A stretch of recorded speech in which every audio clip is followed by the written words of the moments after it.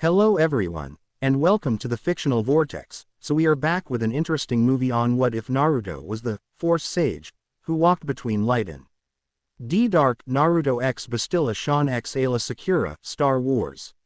But before we start, I just want to remind you to please subscribe to my channel and hit the like button if you enjoy my content.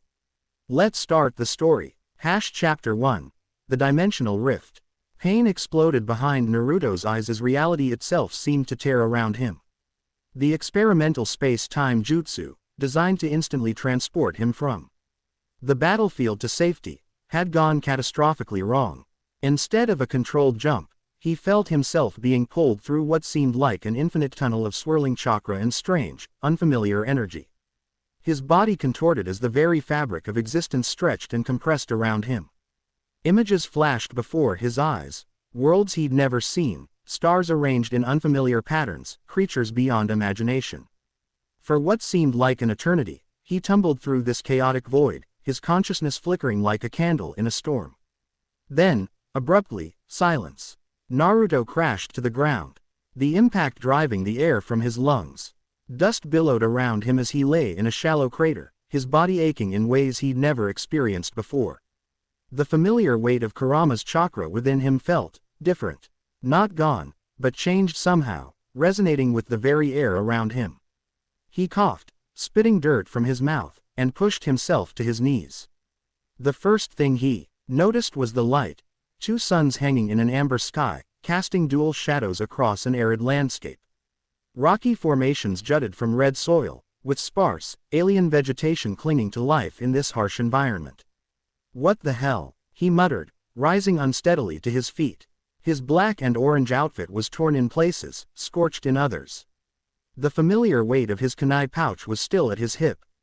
But everything else felt wrong. The air itself seemed charged with potential, humming with an energy that called to his chakra like a magnetic pull. Naruto closed his eyes, centering himself as Kakashi had taught him. He reached for his chakra reserves and found them intact but somehow transformed. The familiar blue energy now pulsed with golden threads that seemed to connect him to everything around him, the rocks, the sparse plants, even the very air. "This isn't the land of fire," he said to himself, scanning the horizon for any sign of civilization. Not even close. A distant screech echoed across the barren landscape, sending a shiver down his spine. Whatever made that sound wasn't anything he recognized from his world. Naruto tensed, slipping into a defensive stance as the sound grew closer. The creature that appeared over the ridge was unlike anything he'd encountered before, a massive reptilian beast with leathery wings and multiple rows of serrated teeth. Its hide was a mottled brown and red, perfectly camouflaged against the rocky terrain. 6 yellow eyes fixed on him with predatory intent. "Great," Naruto muttered, "not even 5 minutes in this place and already something wants to eat me." The beast charged with surprising speed for its bulk. Naruto leapt aside, his body responding with the trained reflexes of years of combat. As he moved, he felt the strange new energy around him surge into his chakra network, enhancing his jump far beyond his intention. He soared nearly 30 feet into the air, momentarily disoriented by the unexpected boost. Whoa, he twisted in midair, landing atop a rocky spire. "That's new." The beast circled below, its 6 eyes tracking his movement. Naruto frowned, concentrating on the unfamiliar energy flowing through him. It responded to his will much like chakra, but it seemed to connect him to everything around him in ways he'd never experienced before. Even in sage mode, he'd never felt so intimately linked to his surroundings. "Let's see what else is different," he said, forming the familiar hand sign. Shadow Clone Jutsu. Instead of the usual puff of smoke, his clones materialized with a subtle ripple in the air. As if reality itself had bent to his will. 5 perfect duplicates stood beside him, each looking as surprised as he felt. "You guys feel that?" the original Naruto asked. "Yeah," one clone responded, flexing his fingers. "It's like our chakra is supercharged with something else." "Whatever it is," another added, "it feels balanced. Like yin and yang perfectly in harmony." The creature below screeched again, apparently confused by the sudden multiplication of its prey. It reared back on powerful hind legs and spat a stream of caustic fluid toward the spire. "Move," Naruto shouted, As he and his clones scattered, the fluid struck rock, instantly dissolving it in a hissing cloud of acidic vapor. The beast took to the air, its wings creating powerful gusts as it pursued the original Naruto. Acting on instinct, Naruto extended his hand, a swirling blue sphere of chakra forming in his palm. But as the Rasengan took shape, golden and crimson energy from the environment flowed into it, causing the sphere to grow and pulsate with power beyond anything he'd created before. "What the?" he started, before the beast dove at him, jaws agape. Naruto thrust the enhanced Rasengan forward, connecting with the creature's chest. Instead of the typical grinding impact, the sphere exploded in a nova of blue, gold, and crimson energy. The beast was flung backward with such force that it crashed through 3 rock formations before lying still nearly 100 yards away. Naruto stared at his hand in shock. The Rasengan had never reacted that way before. Whatever this energy was, it amplified his techniques exponentially. His clones gathered around him, equally astonished. "That was incredible," one said. "Did you feel how the energy just flowed into the jutsu?" "Yeah," Naruto nodded, dismissing the clones and absorbing their shared experience. "This place, whatever it is, the energy here is different from chakra, but it responds to the same principles." He closed his eyes again, reaching out with his senses as he'd learned to do in sage mode. Instantly, his awareness expanded far beyond his normal range. He could feel life forces for miles in every direction, some small and skittering, others large and predatory. But more than that, he sensed emotions, intentions, connections between living things that he'd never perceived before. And in the distance, a concentration of disciplined, controlled energy. Civilization. Naruto opened his eyes. "That way," he murmured, pointing toward what appeared to be a range of mountains on the horizon. "There are people there, or something like people." He began walking, constantly aware of the strange energy flowing around and through him. With each step, he experimented, pulling it into his body, mixing it with his chakra, feeling how it responded. By the time the twin suns had moved significantly across the alien sky, he'd begun to understand the basics of this new power. Unlike chakra, which came primarily from within, this energy existed all around him, in everything. It flowed through living beings with particular intensity but connected all matter in an invisible web. And most intriguingly, it seemed to have aspects that resonated differently. Some portions felt warm, nurturing, creative, while others felt cold, powerful, and destructive. Yet neither seemed inherently good or evil, just different facets of the same force. As Naruto crested a ridge, he finally caught sight of what could only be a settlement in the distance. Domed buildings of an unfamiliar design cluster around what appeared to be a central structure. Vehicles, or what he assumed were vehicles, moved about, hovering above the ground without wheels. "Definitely not home," he muttered. The sensation of being watched hit him suddenly. Naruto spun, kunai instantly in hand, to find himself facing a woman unlike any he'd seen before. She stood with perfect poise, hand resting on a metallic cylinder at her hip. Her brown hair was pulled back from a face of striking beauty, with piercing gray eyes that seemed to look through him rather than at him. She wore fitted beige and brown robes with armored elements, giving her the appearance of a warrior monk. But what struck Naruto most was her presence in this strange energy field. She radiated with it, her signature bright and disciplined, yet he sensed an undercurrent of something powerful held rigidly in check. She had mastery over this energy, that much was clear, but only over certain aspects of it. "You're untrained, yet remarkably powerful," she said, her voice carrying an accent he couldn't place. "And your presence in the force is most unusual." "Force," Naruto repeated, lowering his kunai slightly but remaining alert. "Is that what you call this energy?" She raised an eyebrow. "You truly don't know." Her hand hadn't moved from the metallic cylinder. "What are you? You're no Jedi, certainly no Sith I've encountered, yet you draw on both the light and dark sides simultaneously without apparent corruption." "Look," Naruto said, sliding the kunai back into its holster as a gesture of good faith, "I don't know what Jedi or Sith are. I'm not from wherever this is. My name is Naruto Uzumaki, and I'm a shinobi from Konohagakure." Her expression registered no recognition of these terms. "I am Bastila Shan, Jedi Knight of the Republic." Your arrival has created quite a disturbance in the force. The council sensed it immediately and dispatched me to investigate. Council, Republic. Naruto shook his head. I've never heard of these things. Where exactly am I? You're on Dantoin, Bastila replied, studying him intently. Though from your reaction, I suspect that name means nothing to you either. Not a thing, he confirmed. Last I remember, I was using an experimental jutsu, a technique, to escape a battlefield. Something went wrong, and I ended up here. Wherever. Here, is. Bastila's eyes narrowed. You claim to be from another world entirely. Another world, another dimension, I don't know, Naruto said. But everything here is different. The suns, the creatures, this force you mentioned, none of it exists where I'm from. For a long moment, Bastila seemed to be debating something internally. Then, with a decisive nod, she gestured toward the settlement. The Jedi Enclave is just beyond that rise. The council will want to speak with you. If what you say is true, your arrival may have significant implications. And if I'd rather find my own way home? Naruto asked. Then you're free to try, Bastila replied coolly. But I sense you have no idea how to do that. The Jedi are scholars as well as warriors. If anyone can help you understand what's happened, it's the council. Naruto considered his options. He was in a completely unfamiliar world, with powers that worked differently than he was accustomed to. This woman, despite her caution, wasn't hostile. And she offered the possibility of answers.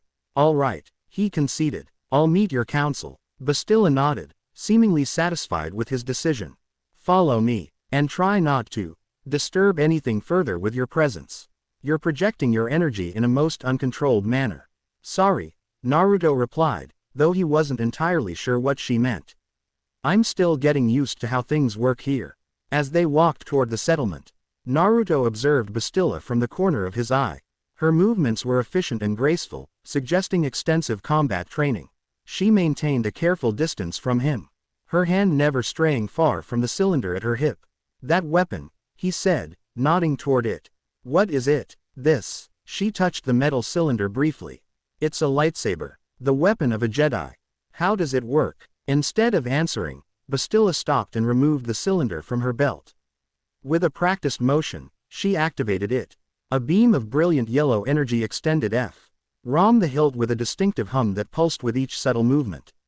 Naruto's eyes widened. The blade appeared to be made of pure energy, contained in an impossible way.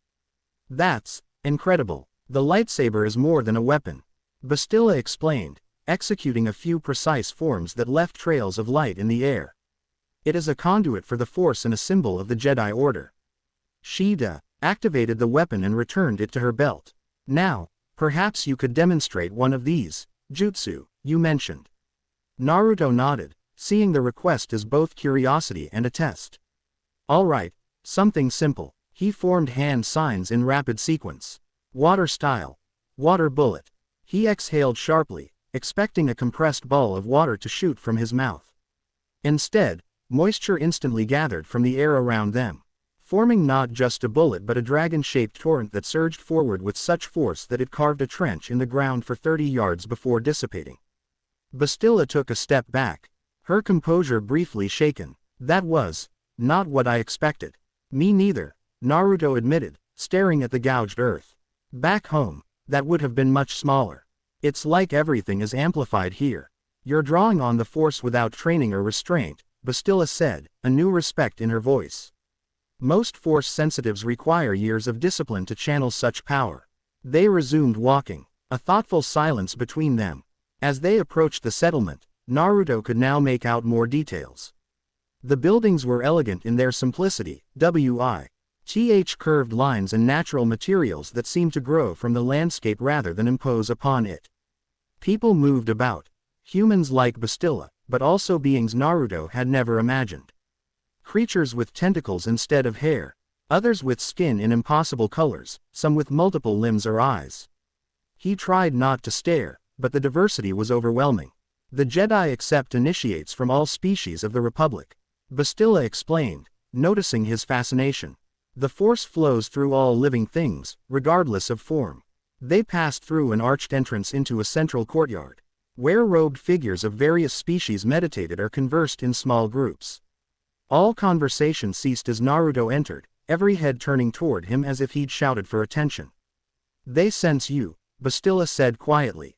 "As I said, your presence is distinctive." 4 figures detached themselves from a group and approached. The apparent leader was a small, green being with large ears and ancient eyes that seemed to hold centuries of wisdom. Beside him walked a man with dark skin and a stern expression, a woman whose head bore striped horns instead of hair, and a being with a long face and 4 sets of nostrils. "Master Vandar," Bastila said, bowing respectfully. "I've brought the source of the disturbance we felt." The small green being, Master Vandar, studied Naruto with penetrating eyes. "Unexpected. This is a presence both light and dark, yet corrupted by neither. Who are you, young one?" Naruto straightened his posture, meeting the being's gaze directly. "I'm Naruto Uzumaki, shinobi of the Hidden Leaf Village. I was transported here by accident through a jutsu gone wrong." "Claims he is from another world entirely, Master," Bastila added. "One where the force manifests differently. As something they call chakra." The dark-skinned man frowned deeply. "Impossible. The force is universal." "With respect, Master Vrook," Bastila countered, "I witnessed him manipulate the force in ways I've never seen.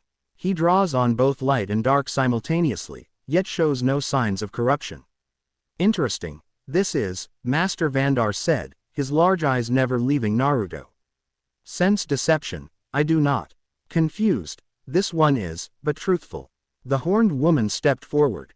"I am Master Zar Leston. You say you were brought here through an accident. Can you describe exactly what happened?"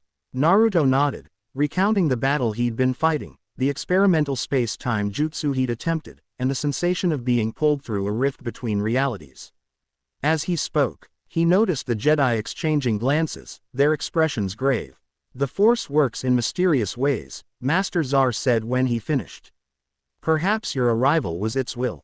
Or a grave threat," Master Vrook countered. "He draws on the dark side as freely as the light. Such a thing defies the natural order." "Natural order here, perhaps," Naruto replied, a hint of defiance entering his voice. "Where I come from, chakra, or this force, as you call it, isn't divided that way. It's all just energy to be used." Master Vandar made a thoughtful sound. "Join us inside, you will." "Many questions, we have. Many tests. Required they are." "Tests?" Naruto asked warily. "Nothing invasive," Master Zar assured him. "We simply need to understand your connection to the Force. It may help us determine how to return you to your world, if that's possible." The implication that it might not be possible sent a chill through Naruto. He thought of everyone he'd left behind, Sakura, Kakashi, all his friends who had fought alongside him. Were they looking for him? Did they even know what had happened? "Fine," he agreed. "Test away. But I am going to find a way back eventually." The Jedi led him into the central building, through corridors of polished stone where more robed figures stepped aside, watching him with expressions ranging from curiosity to alarm. They finally entered a circular chamber with a mosaic floor depicting what appeared to be a balanced scale. "The Chamber of Reflection," Bastila explained. "It's designed to amplify one's connection to the Force, making it easier to perceive its currents and eddies. Stand in the center, you will," Master Vandar instructed. "Open your mind. Resist nothing." Naruto moved to the center of the mosaic, where the scale's fulcrum would be. As soon as he took his position, the room seemed to shift around him. The air thickened with potential, and the strange energy, the Force, swirled visibly around him in currents of gold and blue, crimson and violet. "Remarkable," Master Zar breathed. "I've never seen the Force manifest visibly without deliberate technique. It responds to him instinctively," Bastila observed. As if recognizing something familiar yet different. Master Vrook's expression remained suspicious. "The dark side flows through him as readily as the light. This is dangerous. Yet corrupted, he is not," Master Vandar pointed out. "A unique balance, he maintains." Naruto closed his eyes, allowing himself to feel the currents flowing around him. Unlike chakra meditation, where he typically sensed only his own internal energy, here he could perceive connections extending outward, to the Jedi, to other beings throughout the enclave, to the very planet itself. And somewhere, at the very edge of his perception, a dissonance. A wound in the fabric of this strange reality that resonated with his own displaced presence. He reached for it mentally, trying to understand its nature. As he did, images flashed through his mind. A massive temple of black stone, a chamber filled with swirling energy, a nexus point where realities seemed to overlap. And a sense of ancient, patient malevolence watching from between the spaces of existence. Naruto's eyes snapped open, cold sweat beading on his forehead. "There's something out there," he said. "Something that noticed when I arrived. And I think it's noticed you noticing me." Quote. The Jedi exchanged alarmed glances. "What did you see?" Bastila asked, stepping closer. "A temple," Naruto described, "made of black stone. A chamber with energy like what brought me here. And something watching. Something old and patient and hungry." Master Vandar's ears drooped slightly. "Disturbing. This is a vergence in the Force, perhaps. Or something worse. We should consult the archives," Master Zar suggested. "There are records of similar temples from the ancient Sith Empire. And meanwhile," Master Vrook gestured toward Naruto. "What do we do with him? He's untrained, powerful, and by his own admission, connected to whatever disturbance he sensed." "Train him, we must," Master Vandar said firmly. "Understand his power, he needs to control it." "Train him as what?" Master Vrook demanded. "He's not a Jedi. His connection to the dark side is balanced by the light," Bastila interrupted. "Masters, I've never sensed such equilibrium in anyone. Perhaps there's something to learn here, rather than fear." Naruto looked between them, understanding that his fate was being decided. "Look," he said, "I appreciate the concern, but I don't need to be trained as anything. I just need to find that temple I saw. I think it might be connected to how I got here, and how I can get back." "Dangerous, that would be," Master Vandar warned. "Unprepared, you are." "I've faced danger before," Naruto replied confidently. "Where I come from, I'm considered one of the strongest shinobi of my generation." "Different, the Force is," Master Vandar insisted. "Familiar with its ways, you must become." A tension filled the room as determination radiated from Naruto, caution from the Jedi Masters. It was Bastila who broke the impasse. "I'll take responsibility for him," she said, surprising everyone, including herself. "I'll guide him in understanding the Force while we research this temple vision. When the time comes to investigate it, I'll accompany him." "A great responsibility, that is," Master Vandar said, studying her carefully. "Certain, are you?" Bastila nodded firmly. "I am, Master. There's something significant about his arrival. I believe the Force guided me to find him for a reason." After a moment of silent deliberation, Master Vandar nodded. "Granted, your request is but cautious, you must be. Report regularly, you will." "Thank you, Master." Bastila bowed. Master Vrook looked displeased but offered no further objection. The council members filed out, leaving Naruto alone with Bastila in the chamber of reflection. "Why?" Naruto asked once they were gone. "Why take responsibility for me?" Bastila regarded him thoughtfully. "Because in all my years of studying the Force, I've never encountered anyone who embodies its totality as you do. Light and dark in perfect balance, it shouldn't be possible. Yet here you stand, and that's a good thing." "I don't know," she admitted. "But it's something I need to understand." Naruto smiled slightly. "Fair enough. So what now, teacher?" "First," she said, "you need proper accommodations. Then we begin your education, not as a Jedi, but as one who must learn to control the Force before it controls you." "I'm a quick study," Naruto assured her. "You'll need to be," Bastila replied gravely.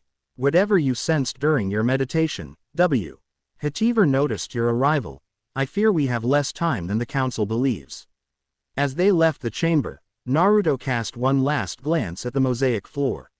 For just a moment, he thought he saw the scale tipping, its balance disrupted by an unseen hand. Then the image was gone, leaving him with a lingering sense of foreboding.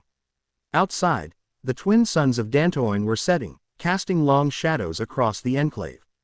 Jedi and their students moved about, preparing for evening meditations or meals. In this strange new world, Naruto felt the weight of displacement keenly. Everyone here had a place, a purpose. He was adrift, a shinobi without a village, a protector without anyone to protect. You're projecting again, Bastila noted as they walked. Your emotions ripple through the force quite visibly. Sorry, Naruto said. Where I'm from, controlling emotions isn't exactly emphasized. We're taught to use them, channel them into our techniques. Bastila looked scandalized. That's precisely the path to the dark side in our understanding. Emotion leads to attachment, attachment to fear of loss, fear to anger, anger to hatred. And let me guess, Naruto interrupted with a wry smile, hatred leads to suffering. She blinked, surprised. Yes, exactly. Yeah, we have a similar saying back home, but it's not quite so absolute. Emotions are like any power. They can build or destroy depending on how you use them. An interesting perspective, Bastila conceded, though she didn't sound entirely convinced. Here, the Jedi Code teaches us, there is no emotion, there is peace. There is no ignorance, there is knowledge. There is no passion, there is serenity. There is no chaos, there is harmony. There is no death, there is the force. Naruto considered this as they walked. Sounds pretty restrictive. Do Jedi ever fall in love? Have families? No, Bastila said firmly. Such attachments are forbidden. They cloud judgment and create vulnerabilities. So what's the point of all this power if you can't protect the people you care about? Naruto asked, genuinely puzzled. The question seemed to catch Bastila off guard. We protect everyone, not just those we're personally attached to. It's a more universal compassion. Naruto hummed noncommittally. Different worlds, different philosophies, I guess. They arrived at a small but comfortable dwelling within the enclave complex. These will be your quarters, Bastila explained, opening the door to reveal a simple room with a bed, desk, and meditation area. Mine are just across the courtyard. We'll begin your instruction at first light. Looking forward to it, Naruto said, stepping inside and taking stock of his new temporary home. There are fresh robes in the storage unit, Bastila added, gesturing to a panel in the wall. They may be more comfortable than your current attire. Naruto looked down at his tattered orange and black outfit, still bearing the scorch marks and tears from his interdimensional journey. I don't know. Orange has always been my signature color. The ghost of a smile touched Bastila's lips before being quickly suppressed. Rest well, Naruto Uzumaki. Tomorrow will be challenging. After she left, Naruto explored the small dwelling, familiarizing himself with the strange technology. The lighting responded to verbal commands, and what appeared to be a weight. Our fixture produced perfectly temperature-controlled water at a word. The bed, while simply designed, adjusted to his body's contours as soon as he lay down. Despite these comforts, sleep eluded him. His mind raced with everything he'd learned. The Force, the Jedi, this strange galaxy with its countless species and planets. And somewhere out there, the Black Temple from his vision, possibly his only way home. Naruto stood and moved to the window, gazing up at an unfamiliar night sky. Stars he'd never seen arranged in constellations no one from his world had named. For the first time since arriving, the full weight of his situation settled on him. He might truly be stranded here, impossibly far from everyone and everything he knew. I will find a way back, he promised the distant stars. Believe it. As if in response, he felt a subtle shift in the force around him. A resonance, like a distant echo of recognition. Whatever had noticed him earlier was still watching, still waiting. And somehow, Naruto knew it had heard his promise, and was amused by it. A chill ran through him despite the comfortable temperature of the room. Whatever game was being played here, he sensed he was both player and prize. But he hadn't survived the fourth great ninja war by backing down from challenges. Bring it on, he whispered to the unseen presence. I've beaten gods before. With that declaration, he returned to bed, finally drifting into a sleep filled with dreams of black temples and bridges spanning between worlds. And throughout it all, a pair of ancient eyes, watching and calculating, as patient as the stars themselves. Chapter 1 End Chapter 2, Echoes of Two Worlds. The first rays of Dantoin's twin suns filtered through the dwelling's windows, painting geometric patterns across Naruto's sleeping form. He stirred, momentarily disoriented by the unfamiliar surroundings before the previous day's events flooded back. Different world. Strange energy called the Force. The Jedi. A sharp knock at the door fully roused him. Your training begins in 15 minutes, Bastila's crisp voice called from outside. The Eastern Meditation Garden. Naruto sat up, rubbing sleep from his eyes. Got it, he responded, surprised at how alert he felt despite his restless night. After washing quickly in the strange but efficient facilities, Naruto considered the Jedi robes Bastila had mentioned. He opened the wall panel to find several sets of earth-toned garments neatly folded within. With a slight grimace, he set them aside and instead performed a quick repair jutsu on his OWN outfit, a technique Sakura had insisted he learn after repeatedly returning from missions in tatters. Sorry, Bastila, he murmured with a grin. Orange stays. The meditation garden proved easy to find. A serene space where native plants grew in carefully arranged patterns around a central clearing paved with flat stones. Bastila was already present, seated in perfect meditation posture, her eyes closed. Without opening them, she spoke as he approached. You're on time. Good. And I see you've chosen to retain your distinctive attire. Naruto shrugged, dropping cross-legged onto a stone opposite her. It's part of who I am. Quote. Bastila finally opened her eyes, assessing him with that penetrating gaze. Identity is a complex thing, especially for those strong in the Force. Who we believe ourselves to be often conflicts with who the Force shapes us to become.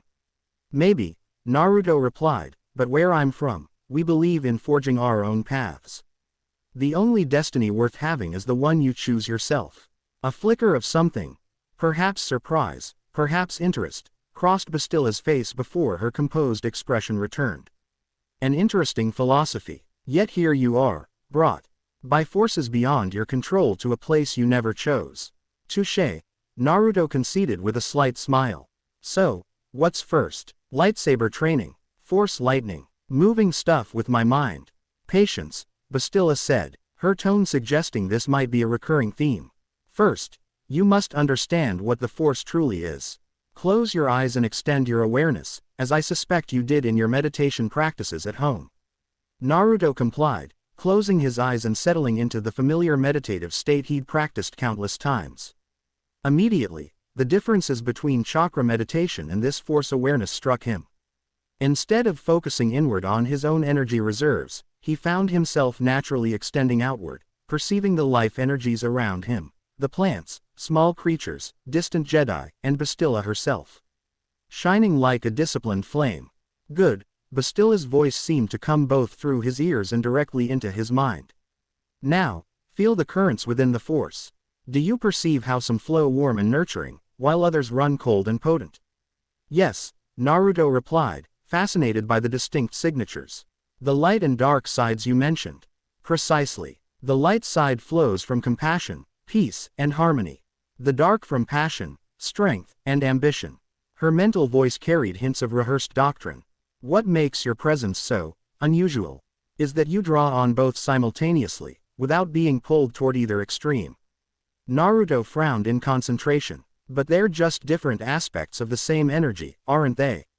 Back home, we never thought of chakra as having sides.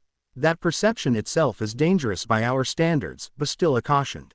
The Jedi believe that the dark side corrupts, Naruto finished. Yeah, I got that part. But if that's true, why am I not corrupted? I can feel both flowing through me right now. The question hung in the air, unanswered for several moments. When Bastila finally spoke, her mental voice carried a hint of uncertainty. Perhaps it has to do with your origin. Your chakra may allow you to channel the Force differently. Her tone shifted to something firmer. Quote, or perhaps the corruption simply hasn't taken hold yet. Which is why training in control is essential. Naruto opened his eyes to find Bastila studying him with renewed intensity. So what's next, teacher? A practical demonstration, she said, rising gracefully. You've shown you can perceive the Force. Now let's see how you interact with it. She pointed to a collection of stones of varying sizes arranged near the garden's edge. A basic Jedi exercise is telekinesis, moving objects using the Force as an extension of will. Focus on one of those stones and imagine it rising into the air. Naruto turned his attention to a medium-sized rock, extending his hand as he'd seen Bastila do with her lightsaber. He concentrated, picturing the stone lifting. Nothing happened. You're approaching it as you would your chakra techniques. Bastila observed. The force isn't just your energy, it's in the stone as well. Don't push. Connect. Naruto frowned, adjusting his approach. He reached out with his senses, feeling the force flowing not just through him but through the stone as well. When he found that connection, he gently urged the energy to shift, lifting the stone not by applying force to it, but by altering the currents around it. The stone trembled, then shot upward with such velocity that it became a blur, disappearing into the clear morning sky. Bastila's eyes widened. That was excessive. Sorry. Naruto winced, still getting used to the power scaling here. Indeed, she selected another stone. Try again. This time, focus on control rather than power. Lift it just a few inches and hold it there. Naruto nodded, concentrating on the new stone. This time, he was prepared for the force's eager response to his will. The stone lifted smoothly, hovering exactly where he intended.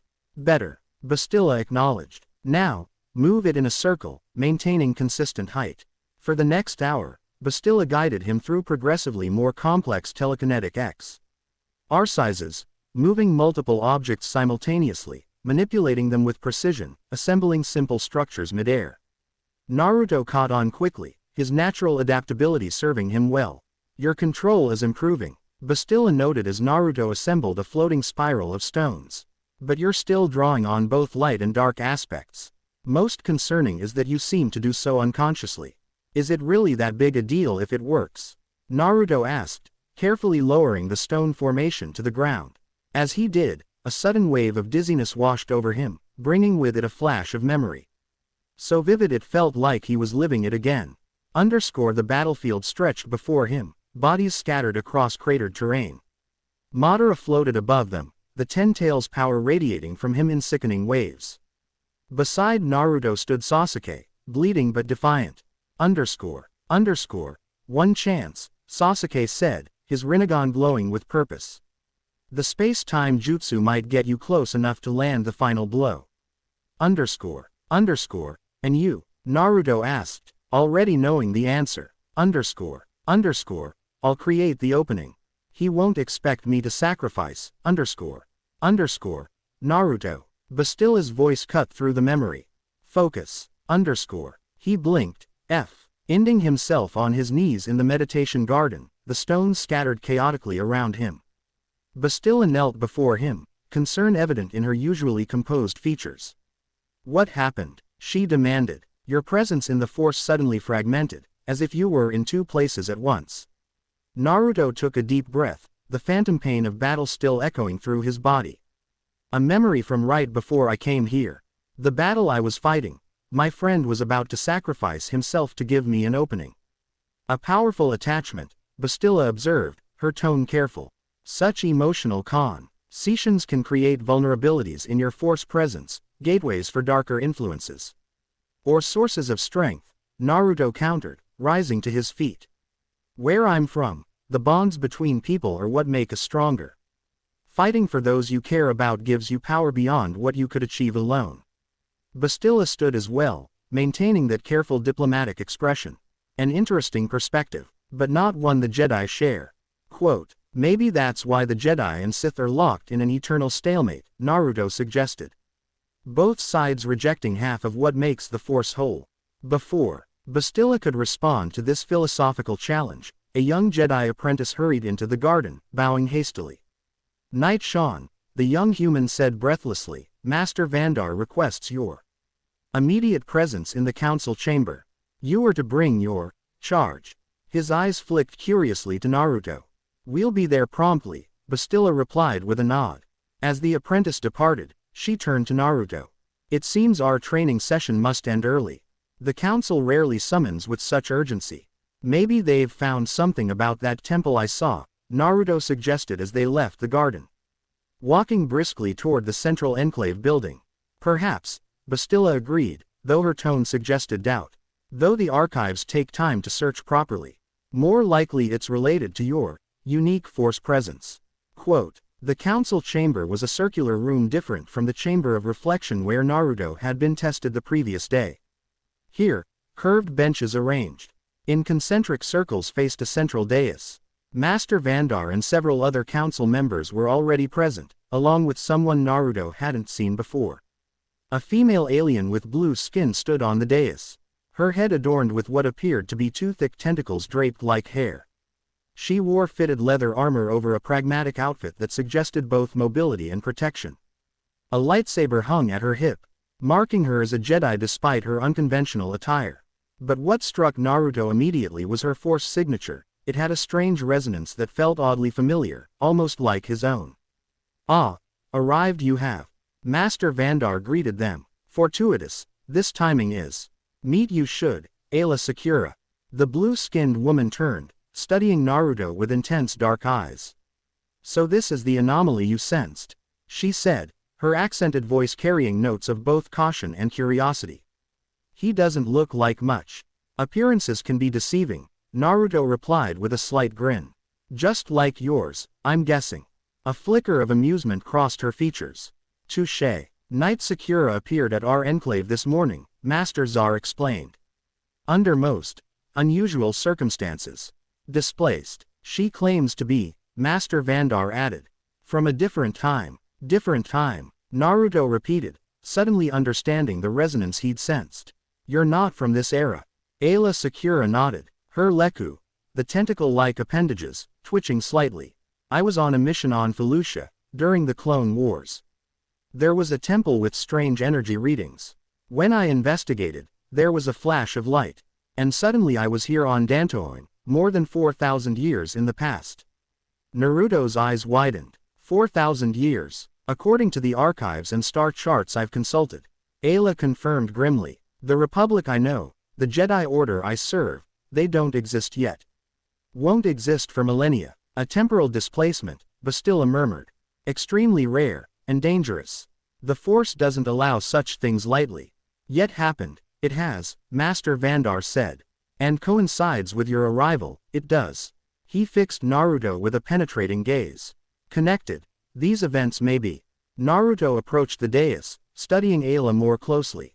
"The temple you mentioned, was it made of black stone? With a chamber of swirling energy?" Ayla's eyes narrowed. "Yes." "How did you know that?" "I saw it in a vision when I first arrived," Naruto explained. "I think it might be connected to how I got here, and maybe how you got displaced." "The council has been researching your vision," Master Czar said. "We've found references to structures matching your description, ancient Rakatan temples built at nexus points in the Force. Places where the boundary between dimensions grows thin. Constructed for what purpose, unclear it is," Master Vandar added. "But dangerous, they are. Forbidden exploration of them has been. Until now," Master Vrook said grimly. "With two Force sensitives displaced by these temples, we can no longer ignore their activation." "Activation?" Bastila asked. "You believe someone is deliberately using these structures? Or something?" Master Vrook replied. "The dark side gathers around these events. I sense a pattern forming, though its purpose remains obscure." Naruto turned to Aayla. "What happened exactly when you were transported? Any details might help us understand what we're dealing with."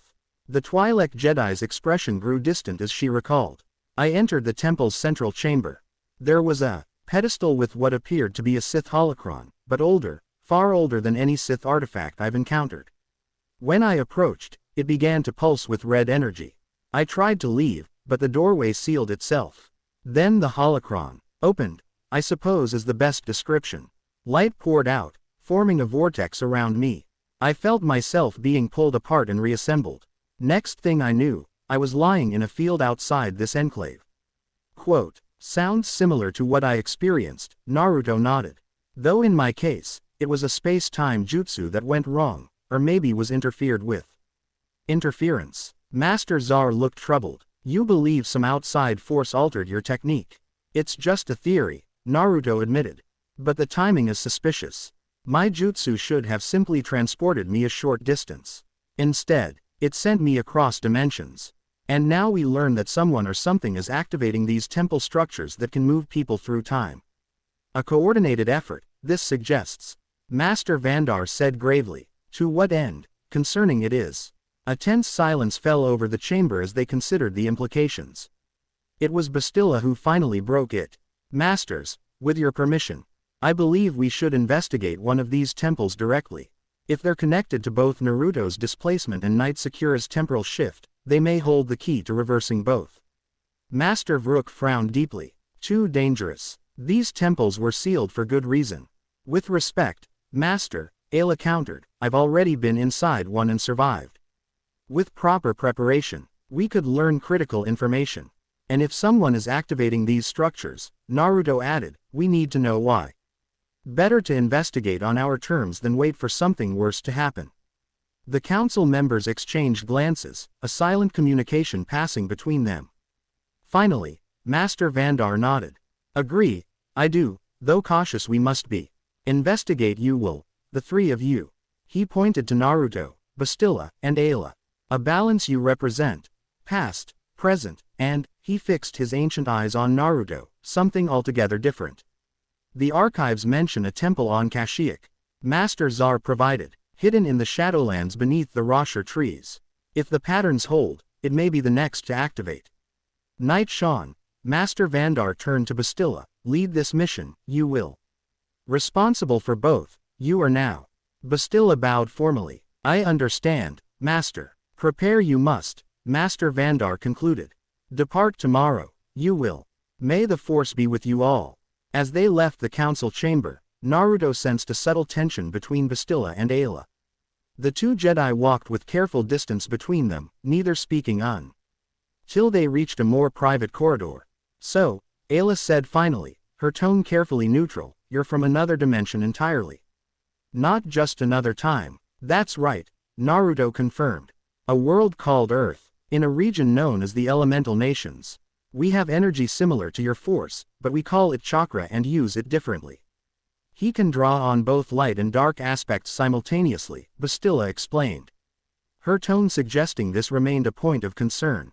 Without apparent corruption. Interesting, Aayla studied him with renewed curiosity.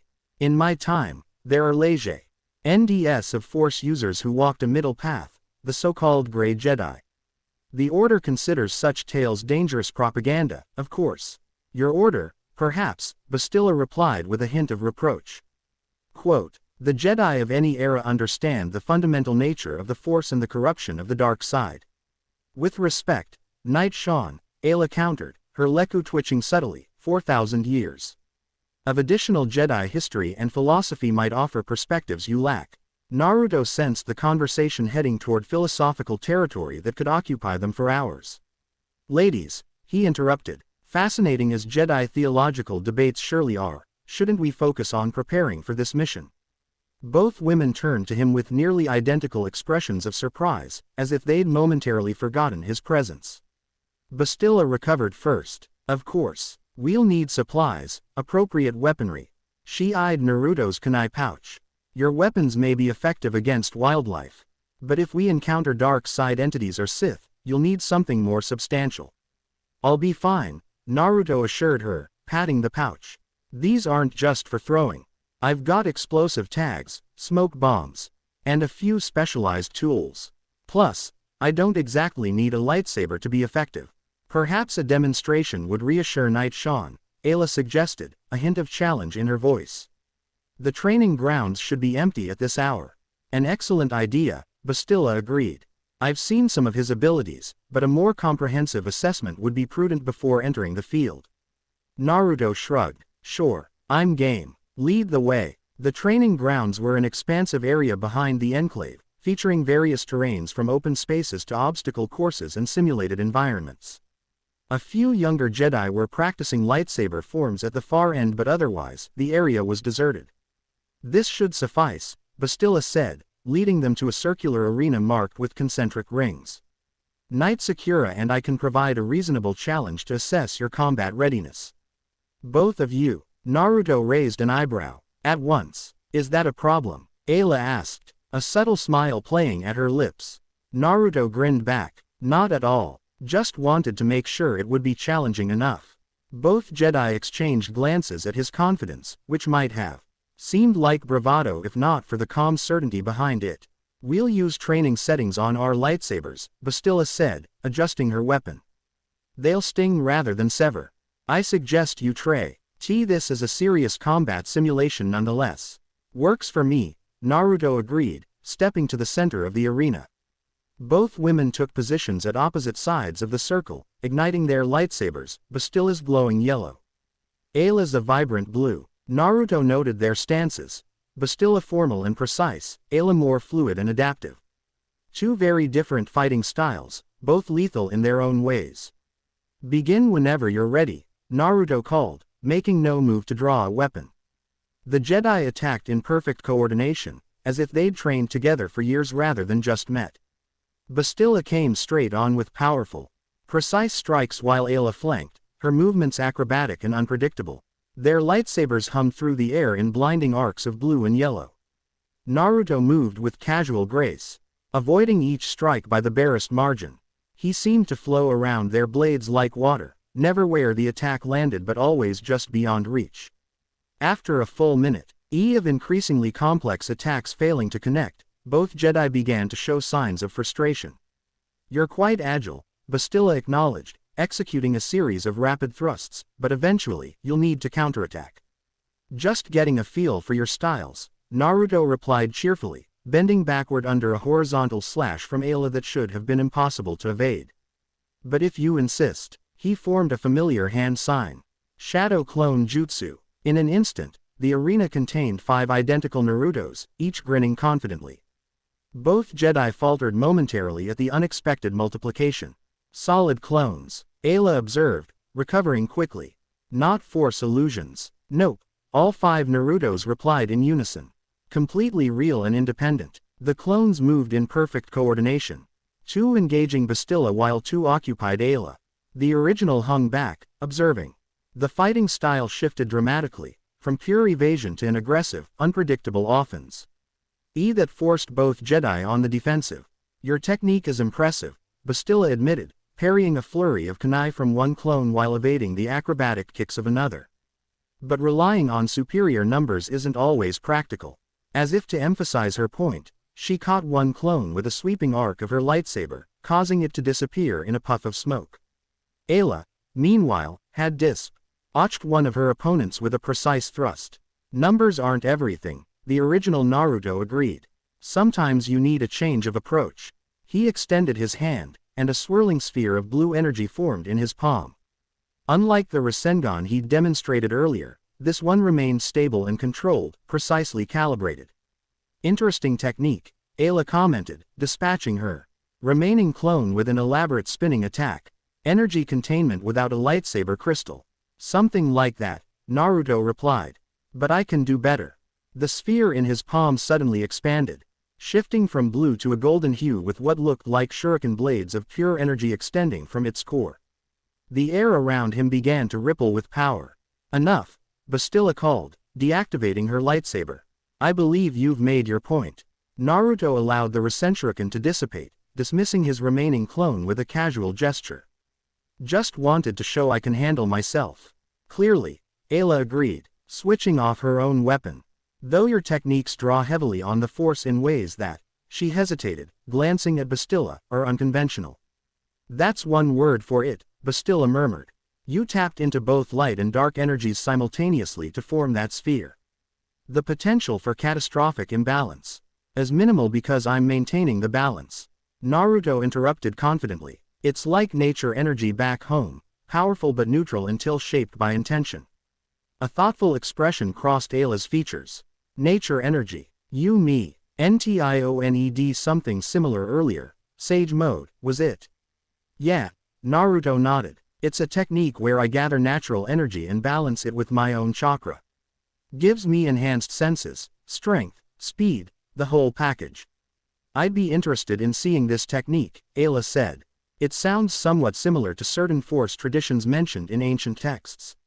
"It requires stillness to gather the energy properly," Naruto explained.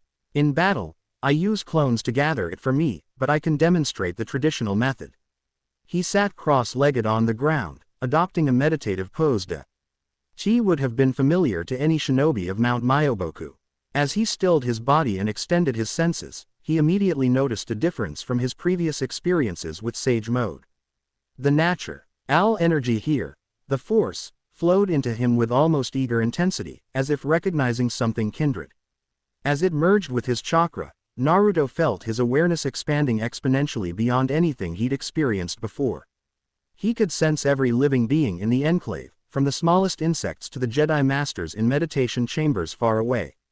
More than that, he could perceive the connections between them. The very fabric of reality itself. When he opened his eyes, both Bastila and Aayla took involuntary steps backward. "Your eyes," Bastila whispered. "They've changed." Naruto knew without checking that he'd entered a perfect Sage Mode, but something told him the manifestation here was different. "What do they look like?" "Golden," Aayla said, fascination overcoming her initial shock. "With a horizontal pupil, and there's an aura around you, visible in the Force." Naruto stood, feeling the perfect balance of energies flowing through him. In this state, he could perceive far more than physical reality. He saw Bastila and Aayla not just as people but as complex networks of Force energy, each unique in signature and potential. Beyond them, he sensed the interconnected web of all life on Dantooine, pulsing in harmonious rhythms, and at the edges of his perception, something else, distant yet watching. The same presence he'd sensed during his first meditation. "Someone's observing us," he said, his voice carrying harmonic undertones. Through the Force, from a great distance, but with great interest. Both Jedi immediately reached out with their senses, trying to detect what he perceived. "I sense nothing unusual," Bastila said after a moment. "Nor I," Aayla agreed. "Though your presence in the Force has become immense. It might be masking subtler energies." Naruto frowned, concentrating on the distant observer. With each passing second, his perception grew clearer. "It's coming from the direction of Kashyyyk," he said. "From the temple we're planning to visit. Someone, or something, is there, monitoring Force users throughout the galaxy." Bastila and Aayla exchanged concerned glances. "If true, this changes the nature of our mission," Bastila said.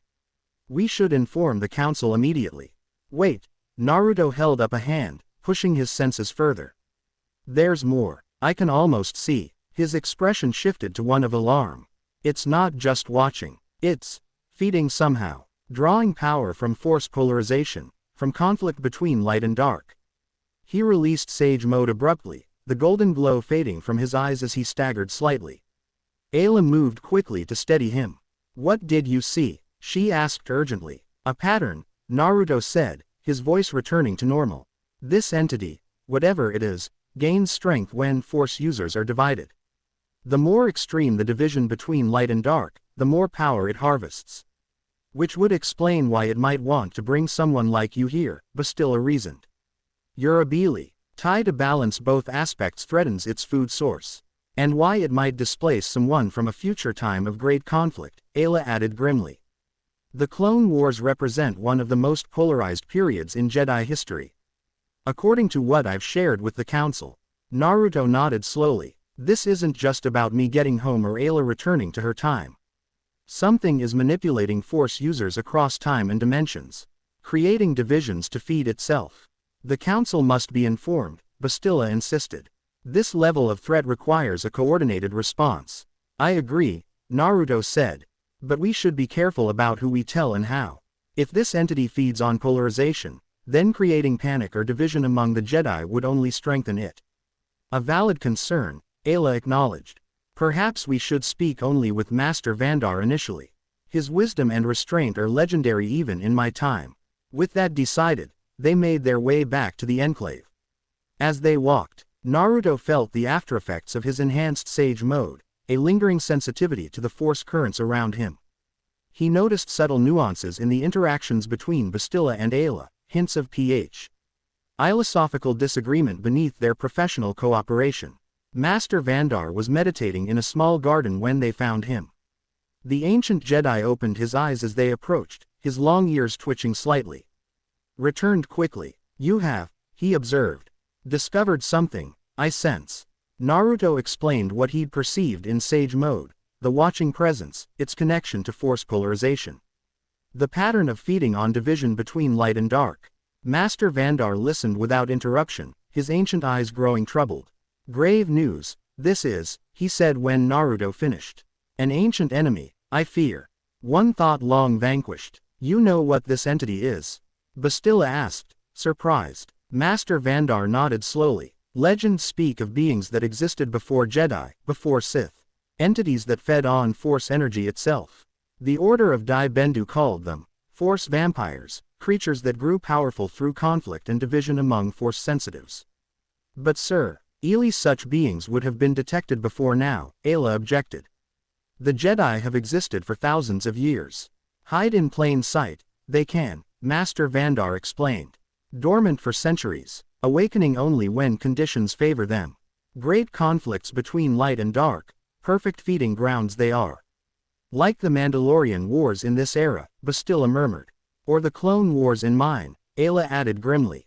And if this thing is manipulating events across time, Naruto began, then potentially feeding from all eras simultaneously, it could be, Master Vandar finished, his expression grave.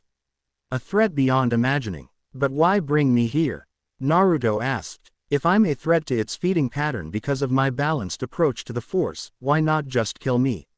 Master Vandar's eyes narrowed in thought. Perhaps kill you it cannot. Or perhaps a greater purpose it has. The prophecy, Bastila said suddenly. Master, could this relate to the ancient texts about the bridge between worlds? Possible, it is, Master Vandar acknowledged. The full prophecy, known to few it is. He closed his eyes, reciting from memory. When shadows lengthen across divided stars, a bridge between worlds shall appear. Neither light nor dark shall claim this one. Who walks between is the Force sage. Ancient hunger awakens at the bridge's coming. For in balance lies either salvation or doom. A heavy silence followed the recitation. Naruto felt the weight of the words settling on him like a physical burden. Force sage, he repeated quietly. That can't be coincidence. Coincidences, rare they are. When the Force is involved, Master Vandar said. Your arrival, foretold it may have been. But prophecies are notoriously subject to interpretation, Aayla cautioned. Many have been misread throughout Jedi history. Nevertheless, Bastila said, this gives us more context for what we're facing. The entity may have brought Naruto here because of this prophecy, either to fulfill it or to prevent its fulfillment. Which means our mission to Kashyyyk is even more critical, Naruto concluded. If this temple is connected to the entity's activities, we might find answers there. Master Vandar nodded slowly. Proceed with your mission, you must. But greater caution you should take. Alert the full council, I will not. Division it might create.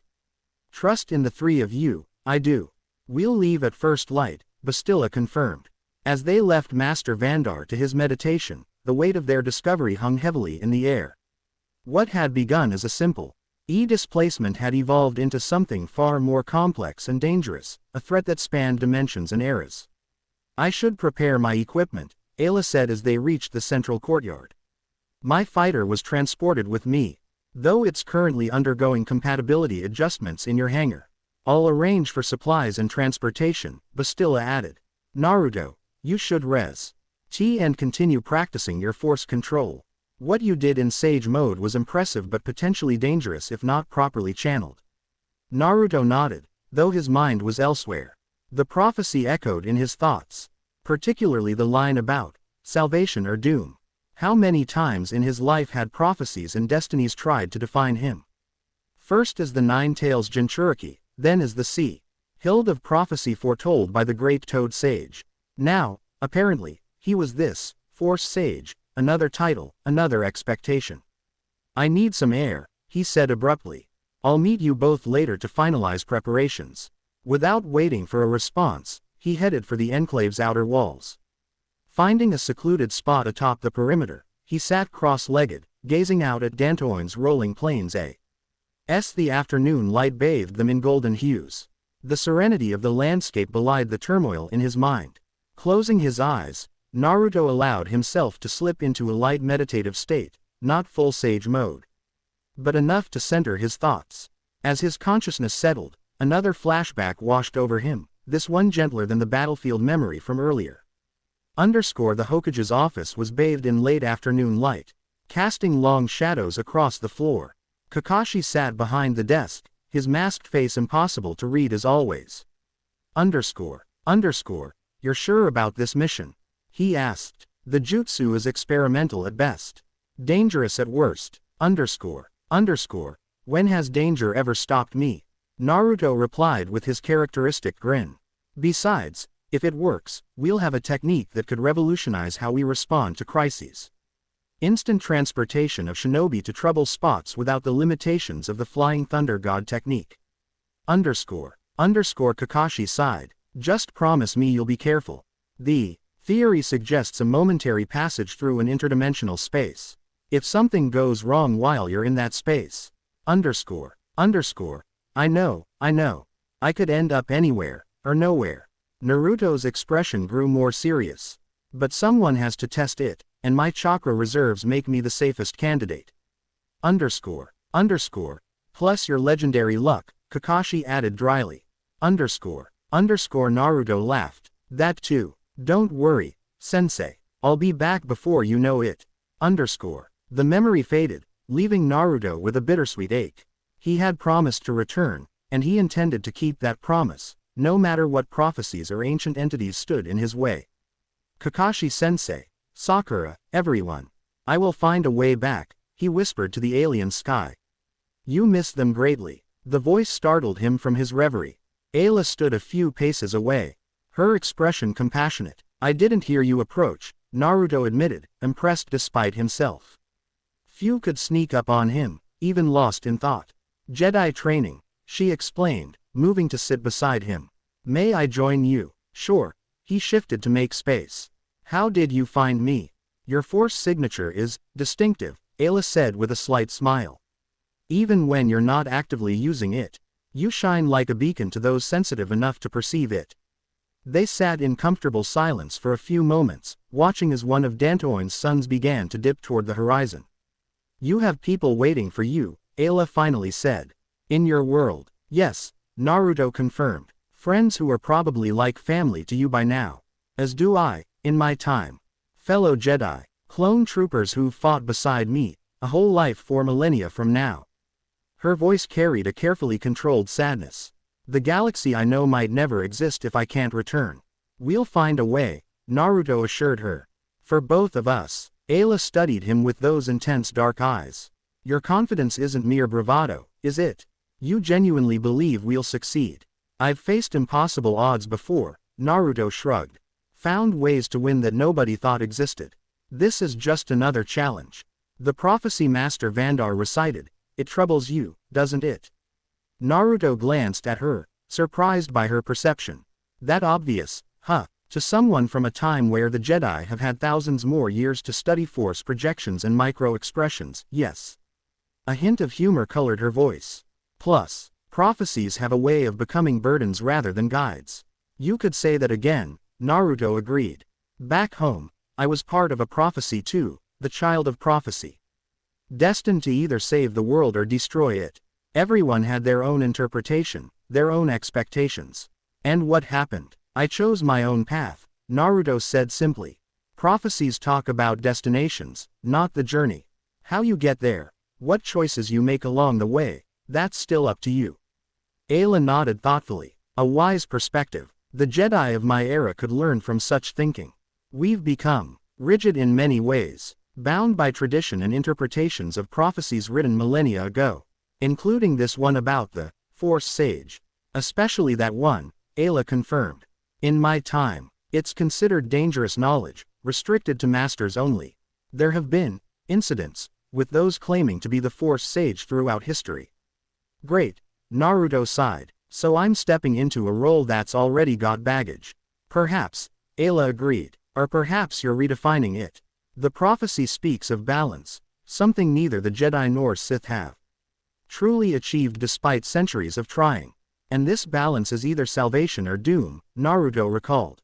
Not very helpful. Prophecies rarely are, Aayla smiled.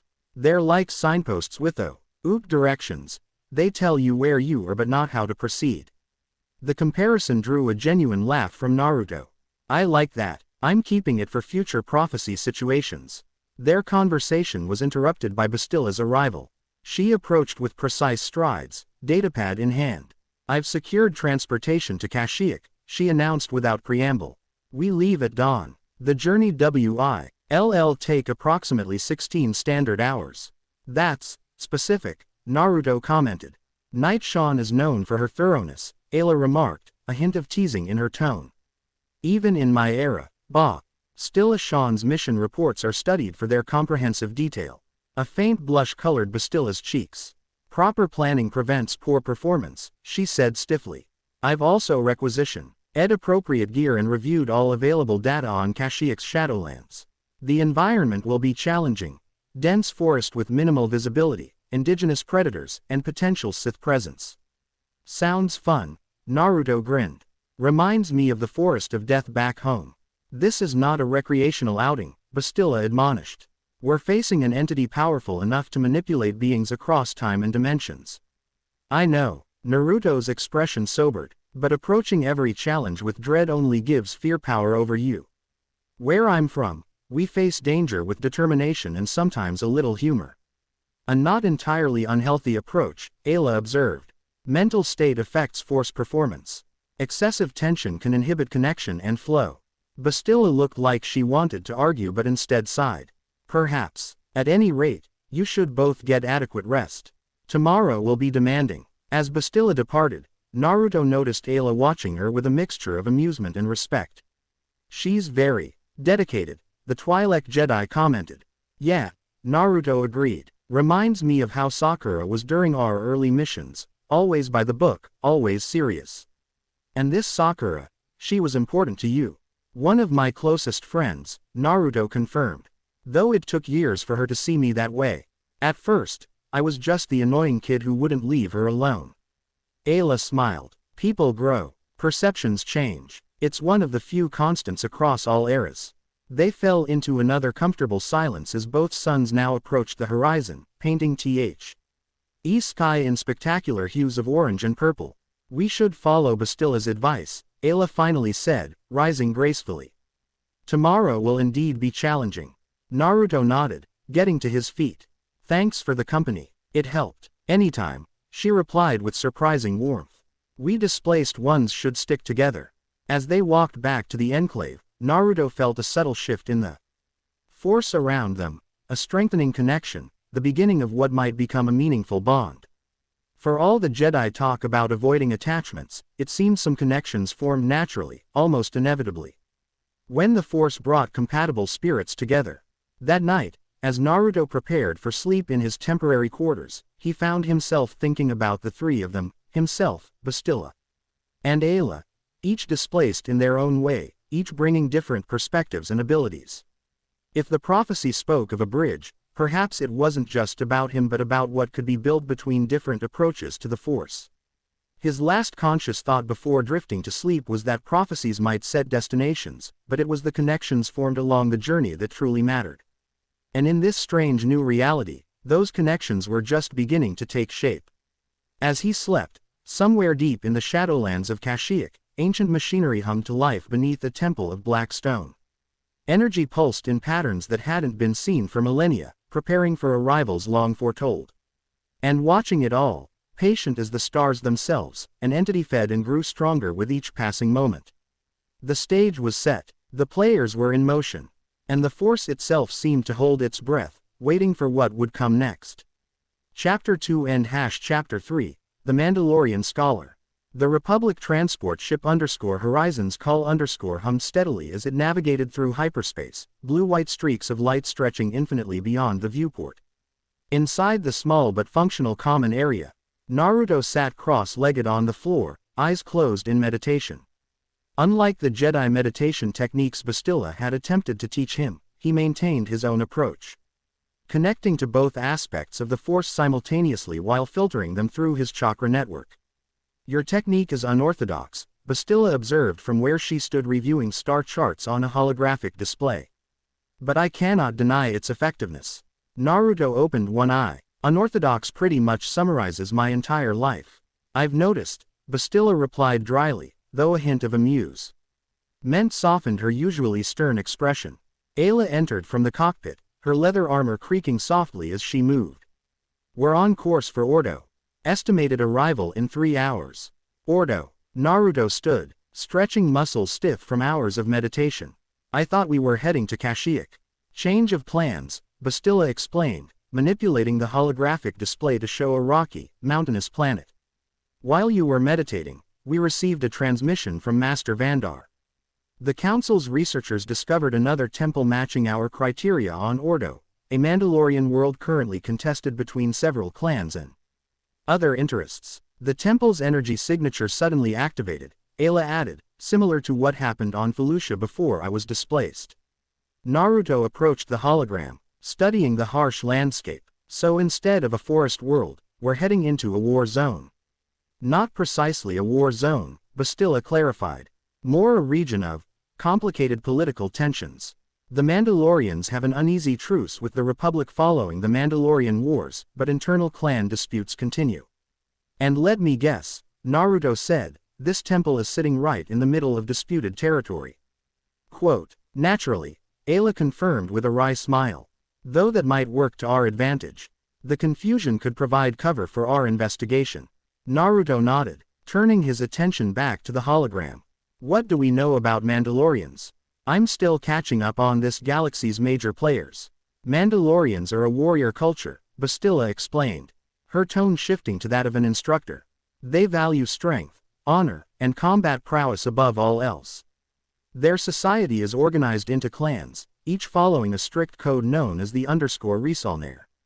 The 6 actions that define Mandalorian identity. They're not Force users generally, Aayla added, but their combat capabilities have made them formidable opponents of both Jedi and Sith throughout history.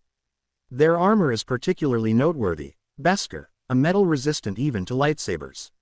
So we're walking into territory controlled by elite warriors with Jedi-proof armor who might see us as enemies, Naruto summarized. Sounds about right for a mission like this. Your optimism is noted, Bastila said, though there was no rebuke in her tone. It's not optimism, Naruto clarified with a grin. It's experience. The more complicated a situation looks at the start, the more opportunities it usually presents. Aayla studied him with open curiosity. Your perspective is refreshing. Most Jedi I know would approach this with strategic caution bordering on pessimism. Strategic caution is entirely appropriate, Bastila interjected. Particularly when dealing with Mandalorians. They respect strength but despise arrogance. Then we should get along fine, Naruto said. I'm plenty strong, but I earned every bit of it through hard work and good teachers. That attitude might indeed serve you well, Aayla acknowledged. Mandalorians value those who prove themselves through deeds rather than claims. The ship's communication system chimed, drawing Bastila's attention. T's an automated message from Master Vandar, she reported after checking the console. Additional intelligence on the temple. Apparently, it predates Mandalorian settlement on Ordo. Ancient records s. August it was constructed during the Infinite Empire era. The Rakatans, Ayla's expression grew serious. That confirms our suspicions about the temple's origins. The Rakatan Infinite Empire harnessed the Force in ways that violated natural laws, bending space, time, and reality. Which explains the dimensional rifts and temporal displacement, Bastila concluded. What about current activity around the temple? Naruto asked practically. Are we expecting company? Bastila consulted the data. Mandalorian clan Ordo controls the surrounding territory, but there are reports of both Republic archaeological teams and unidentified visitors showing unusual interest in the site. Unidentified visitors usually means Sith in my experience, Aayla remarked. Or something worse, Naruto added, remembering the entity he'd sensed. Something that wants these temples activated for its own purposes. The three fell silent, each contemplating the complexities awaiting them. Naruto moved to the viewport, watching the hypnotic swirl of hyperspace. In just days, his understanding of reality had expanded beyond anything he'd imagined. Multiple galaxies, ancient civilizations that spanned stars. Beings that manipulated the fundamental fabric of existence. Yet for all its difference, conflict and power remained constants, just as they had in his world. We should finalize our approach, Bastila said, breaking the contemplative silence. I suggest we land at the settlement of Keldub. It's the largest neutral ground on Ordo where outsiders can move with relative freedom. And from there, Aayla prompted. We'll need local guides, Bastila acknowledged reluctantly. Someone familiar with both the terrain and the political landscape. Naruto turned from the viewport. Someone Mandalorian, you mean? Will they even talk to Jedi? Not all Mandalorians hate Jedi, Bastila explained. Many respect us as worthy opponents. And some clans have moved beyond the traditional warrior path toward scholarship or commerce. Quote, while maintaining their combat traditions, Aayla added, never mistake a scholarly Mandalorian for a soft target. Wouldn't dream of it, Naruto assured her. So we find a friendly Mandalorian scholar who knows about ancient temples and just happens to be willing to help two Jedi and a dimensional traveler investigate a potentially apocalyptic threat. When you phrase it that way, Bastila said with the slightest hint of a smile, it does sound rather improbable. Improbable is my specialty, Naruto replied confidently. The remaining hours of their journey passed in preparation. Bastila reviewed all available data on Mandalorian customs and the specific history of Clan Ordo. Aayla inspected and calibrated her equipment, including several devices Naruto didn't recognize. For his part, Naruto centered himself through familiar kata, adjusting his techniques to incorporate his growing understanding of the Force. When the ship finally reverted to real space, Ordo hung before them, a world of rust-red mountains, narrow valleys, and sparse vegetation. Even from orbit, Naruto could see the planet had known conflict, scars of ancient battles marked its surface like old wounds that had never fully healed. Atmospheric entry in 3 minutes, Aayla announced from the pilot's seat. I'm detecting significant settlement activity in the northern hemisphere, likely Keldub. Any signs were being tracked? Bastila asked, joining her in the cockpit. Nothing obvious, but, Aayla frowned at the sensor readings. There's unusual communication traffic, more than would be expected for a settlement this size. Something's got them stirred up, Naruto observed, peering over their shoulders. Maintain our approach, Bastila decided. Quote, but be prepared for a potentially hostile reception. The ship descended through wispy clouds, the barren landscape growing more detailed with each passing moment. Keldub revealed itself as a settlement of pragmatic design, structures of metal and stone built to withstand both attack and the harsh environment. A landing platform extended from the settlement's edge, overlooking a steep valley. Ea River had carved its path through the red rock. As they approached the landing zone, a communication came through, a gruff voice speaking a language Naruto didn't recognize, though the tone was unmistakably challenging. Bastila responded in the same language, her accent noticeably different but her delivery confident. After a brief exchange, she turned to her companions.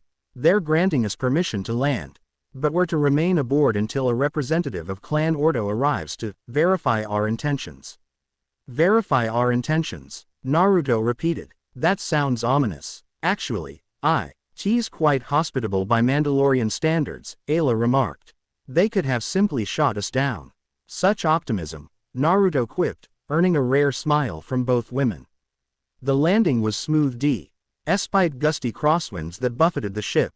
Once settled on the platform, they gathered their essential gear while deliberately leaving their more conspicuous equipment, particularly lightsabers, concealed but accessible. Remember, Bastila cautioned, Mandalorians value directness and honesty, but that doesn't mean revealing everything. State your purpose clearly but don't volunteer information unnecessarily. And maintain awareness at all times, Aayla added. Even friendly Mandalorians might test visitors' reflexes forcefully. Got it, Naruto nodded. Be honest but not too honest, and watch for surprise attacks. Sounds like visiting Kiba's family compound back home. Before either Jedi could inquire about this comparison, the ship's sensors alerted them to approaching figures.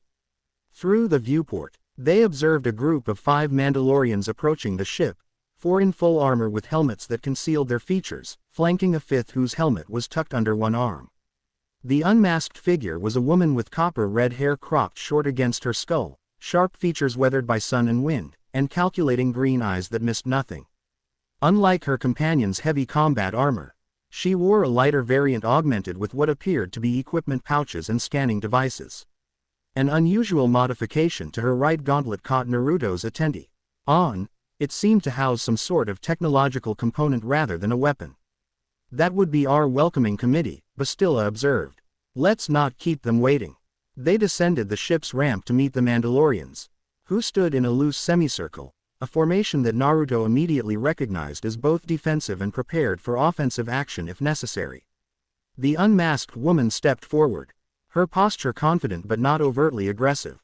Su Kaigar _ she greeted, her accent different from the controller they'd spoken with. I am Shira Diaran, scholar of Clan Ordo and App, errantly now welcoming committee for unexpected visitors. Two Jedi and, her eyes lingered on Naruto, narrowing slightly in puzzlement, something else entirely. Interesting combination. We appreciate your hospitality, Bastila replied formally. I am Bastila Shan, this is Aayla Secura, and Naruto Uzumaki. Shira's eyebrows rose slightly at Bastila's name. Shan, the battle meditation prodigy, your reputation precedes you. Her gaze shifted to Aayla. Though I don't recognize from any intelligence reports. I'm new to the region, Aayla replied carefully. And you? Shira's full attention turned to Naruto. Aren't a Jedi at all, despite traveling with them. Yet you carry yourself like a warrior. What exactly are you? Naruto met her evaluating gaze directly. I'm a shinobi from a world called Earth. I was brought here accidentally through a dimensional rift connected to an ancient temple, which is why we've come to Ordo. The blunt honesty seemed to surprise not only Shira but Bastila as well. Who shot him a questioning look? Naruto gave an almost imperceptible shrug in response.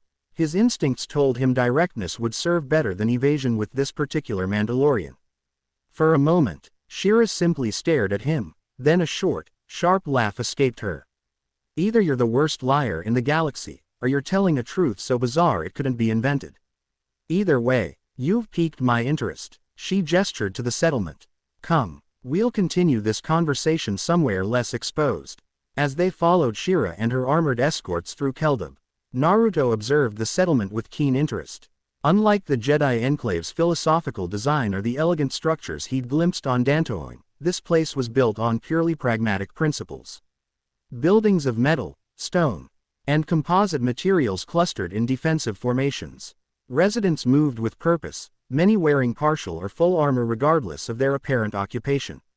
Yet for all its martial character, Keldub wasn't lacking in vibrance. Market stalls displayed goods from across the galaxy, children played combative games under the watchful eyes of elders, and the air carried the sense of unfamiliar but appetizing foods. Not what you expected? Shira asked, noticing his interest.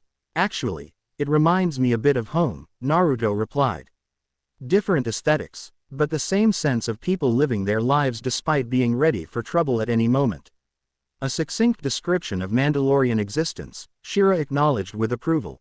She led him to a stone building set slightly apart from the others, its entrance marked with symbols Naruto didn't recognize. Inside was a space that clearly served as both living quarters and research facility. Shelves lined the walls, packed with a combination of ancient-looking artifacts, data storage devices, and weapon components. A large table dominated the center, currently displaying a holographic map of the surrounding region. My humble academic outpost, Shira said, dismissing her escorts with a gesture. When they were alone, she turned to her visitors with newfound intensity. Now, explain exactly what brings two Jedi and a dimensional traveler to Ordo. And spare no details, my patience for half-truths is notably limited. Bastila took the lead, explaining their mission in carefully measured terms. The discovery of ancient temples activating, Naruto's displacement, Ayla's temporal shift, and the entity they suspected was manipulating these events. Throughout, Shira listened with unwavering attention, occasionally entering notes into a device on her gauntlet. So, she said when Bastila concluded, you believe there's a Rakatan temple somewhere on Ordo that's part of this pattern. And you need to investigate it before this entity uses it for whatever grand scheme it's orchestrating. That's the essence, Aayla confirmed. And why come to me specifically? Shira asked shrewdly. We didn't, Naruto pointed out. You came to us. Though now that I see your setup, I'm guessing you're exactly who we need, someone who studies ancient artifacts and knows this terrain. Hira's lips quirked in what might have been approval. Observant. Yes, I specialize in pre-Mandalorian archaeological research, particularly Rakatan technology. My clan considers it practical knowledge. understanding potential weapons or threats from the past. Then you know about the temple we're seeking. Bastila pressed. I know of several ancient structures in Clan Ordo territory, Shira replied carefully. Including one that matches Rakatan architectural signatures. But accessing it isn't simple. It lies in a disputed region where 3 clans, territories meet, a perfect location for an ambush. And has there been unusual activity around this temple recently? Aayla inquired. Shira's expression darkened. Indeed. 3 days ago, our perimeter sensors detected unidentified vessels landing near the structure. When our scouts investigated, they found evidence of both Republic and non-Republic forces examining the site. Sith, Bastila concluded grimly. Most likely, Shira agreed. Though they've been careful to avoid direct confrontation so far, everyone seems to be circling the temple like wary predators, studying but not engaging. Until now, Naruto mused. I bet things changed in the last few hours. Didn't they? Something activated at the temple. Shira gave him an appraising look. 4 hours ago, our sensors registered an energy surge from the structure. Like nothing we've recorded before. That's when Clan Ordo implemented heightened security protocols, which is why your arrival drew such immediate attention. The timing isn't coincidental, Aayla said. The temple's activation likely corresponds to our approach to this system. As if it was expecting us, Naruto added. Or someone was, Bastila noted ominously. Shira moved to the holographic map, adjusting it to zoom in on a particular mountain range. The temple is here, in a valley between 3 peaks. Defensible position, single approach route, excellent vantage points for anyone wanting to monitor visitors. And how soon can we get there? Naruto asked. Shira raised an eyebrow. Eager, aren't you? Under normal circumstances, I'd say it's a day's journey by speeder. Under current circumstances, with multiple interested parties watching the site, I'd call it a suicide mission unless properly planned. We don't have the luxury of time, Bastila pointed out. If the pattern holds, whatever's happening at that temple will escalate quickly. Then you'll need a guide who knows both the terrain and how to avoid unwanted attention, Shira concluded. Fortunately for you, I have pressing research interests in that temple myself. You're offering to help us? Aayla asked, clearly surprised. Let's call it a mutually beneficial arrangement, Shira replied pragmatically. I want to study the temple before anyone damages it. You need access to it for your mission. Combined resources improve both our chances. And your clan approves of this cooperation? Bastila questioned skeptically. My clan trusts my judgment in archaeological matters, Shira said with confidence. And they appreciate the value of knowledge, particularly knowledge that might affect Mandalorian security. If this entity you're tracking is manipulating events across time and space, that qualifies as a security concern. Naruto studied the Mandalorian scholar carefully. Her offer made tactical sense. But he sensed additional motivations beneath her practical exterior. There's more to your interest than just research, isn't there? Shira's green eyes locked with his, a fleeting expressio. N of surprise quickly replaced by guarded respect. Perceptive. Yes, there's more. According to my research, the temple contains records of Rakatan experiments with force-enhanced warriors, combining air technology with biological modifications. As a culture that values martial prowess, such information has significance to Mandalorians. You're looking for ancient super soldier technology, Aayla translated bluntly. I'm looking for knowledge, Shira corrected. How it might be applied is a separate consideration. A distinction the Jedi might find unconvincing, Bastila noted diplomatically. Perhaps, Shira acknowledged without apology. But pragmatically, you need my help, and I need access to that temple. Our differing philosophical perspectives can be debated after we've both achieved our primary objectives. The 3 visitors exchanged glances, a silent conversation passing between them. Finally, Naruto spoke. She's right. We need her expertise. She needs our help with whatever's guarding that temple. The bigger threat is what happens if neither of us reaches it in time. Agreed, Aayla nodded. Philosophical differences are secondary to the immediate mission. Bastila sighed almost imperceptibly. Very well. When can we depart? Immediately, Shira replied, moving to gather equipment from various shelves. I've had gear prepared since the energy surge was detected. My research assistant will accompany us with a transport capable of navigating the terrain. Your efficiency is commendable, Aayla observed. It's Mandalorian, Shira corrected with a hint of pride. We don't waste time when action is required. Within 30 minutes, they were aboard a rugged transport speeder designed for Ordo's harsh landscape.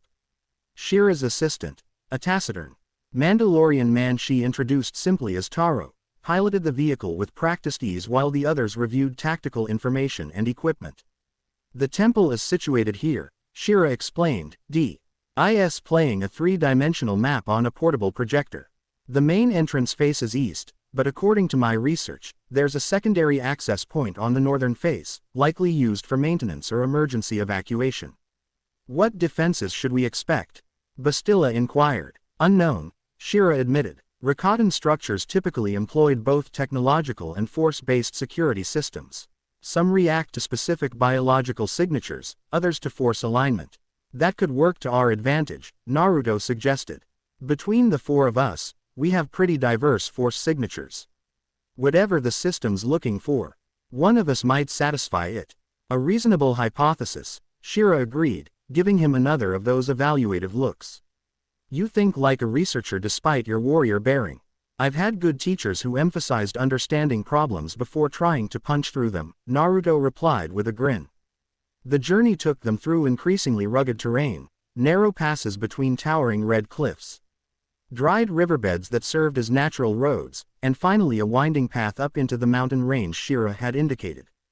Vegetation was sparse, limited to hardy scrub plants clinging tenaciously to whatever soil they could find amid the rocks.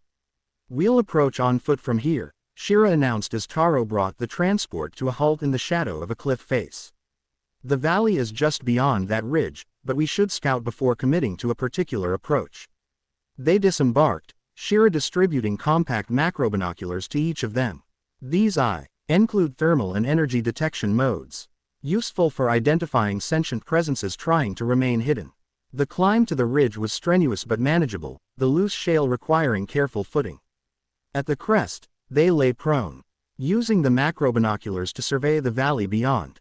What Naruto saw took his breath away. The temple was a massive structure of obsidian black stone, its architecture unlike anything he'd encountered on Dantoin. Angular spires reached skyward, connected by graceful arches that somehow seemed both organic and mathematical in their precision. The entire structure pulsed with subtle energy that even the macrobinoculars couldn't fully capture, a vibration at the edge of perception. Magnificent, Shira whispered, genuine awe in her voice. The hollow records don't do it justice. And we're not the only ones who think so, Aayla observed, adjusting her macrobinoculars to scan the surrounding area. I count at least 3 distinct groups positioned around the perimeter. Naruto shifted his focus, identifying what Aayla had seen. To the east, near the main entrance, several figures in what appeared to be scientific equipment moved methodically, setting up scanning devices. Their organized efficiency suggested Republic researchers. To the west, partially concealed among rock formations, darker figures remained largely motionless, watching, waiting. Even from this distance, something about their presence felt cold in a way Naruto was beginning to associate with dark side users. And to the north, near the secondary entrance Shira had mentioned, armored figures that could only be Mandalorians maintained a defensive perimeter, their weapons ready but not yet engaged. Clan Vizsla, Shira identified, her tone hardening. They must have detected the energy surge as well.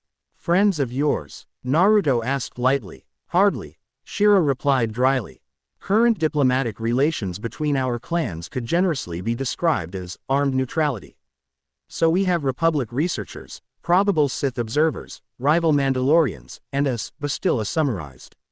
A volatile combination. And something else, Naruto added, focusing his macrobinoculars on the temple itself. The energy pattern isn't random. It's pulsing in sequence, like a countdown. Shira adjusted her own device, confirming his observation. He's right. The energy signatures are increasing in frequency and intensity at regular intervals. How long until it reaches maximum? Aayla asked urgently. Shira performed quick calculations on her gauntlet computer. Assuming the progression remains consistent. Approximately 45 minutes. Then our window is closing, Bastila concluded. We need to enter that temple before whatever's going to happen, happens. Quote, the northern approach is blocked by Clan Vizsla, Shira noted. The main entrance is under Republic observation, and the western approach would take us directly past the Sith position. So all the obvious paths are covered. Naruto summarized. Good thing I specialize in the unobvious. 3 pairs of eyes turned to him questioningly. Shadow clone jutsu, he explained with a confident smile. Quote, I can create identical copies of myself to cause distractions at all 3 positions simultaneously. While they're dealing with unexpected visitors appearing out of nowhere, we slip in through whichever path clears best. These clones, Shira asked with professional interest, they're solid constructs. Capable of independent action. Completely, Naruto confirmed. They can fight, talk, use abilities, anything I can do.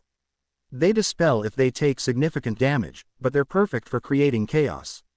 A most unusual ability, Bastila commented. Though I question whether simple distract Tions will be sufficient against trained Sith. Trust me, Naruto said, nothing stays simple when my clones are involved. They have a special talent for escalating situations. It could work, Aayla acknowledged. Especially if the clones approach from unexpected directions, suggesting a larger force than actually exists. And while they're causing chaos, Shira added, warming to the plan, we can use this. She produced a small device from her equipment belt. Prototype short-range personal stealth field. Not perfect, but sufficient to mask our approach if attention is directed elsewhere. How many can it cover? Bastila asked. 3 at most, in close proximity, Shira admitted. Any more and the field destabilizes. Then one of us stays behind to coordinate the diversion, Aayla concluded. I will. Naruto volunteered immediately. My clones respond best to my direct control anyway, and I can join you once you're inside using my own techniques. After a brief tactical discussion refining the details, they moved into position. Shira, Bastila, and Aayla descended partway down the ridge, finding concealment behind a large boulder that offered a direct path to the temple once the distraction began.